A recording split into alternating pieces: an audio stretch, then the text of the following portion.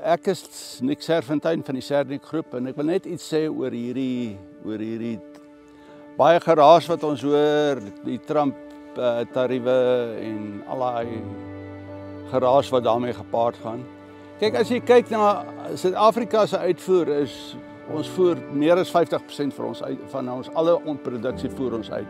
Ek dink is in die omgewing van 55%. Maar daarvan gaan 44% van ons produksie gaan in Afrika in. So Afrika is ons grootste handelsvernoot wat uitvoer aanbetref. Dan kry jy Asië omtrent 22%, 'n groeiende mark. Europa, 'n mark wat kleiner word, hulle is omtrent die derde. En Amerika is slegs in die omgewing van 4%. Nou die goed wat Amerika toe gaan dit gaan nie ons beesvleisbedryf beïnvloed nie. Dit is hoofsaaklik druiwe en sagte vrugte en daai tipe van sitrus.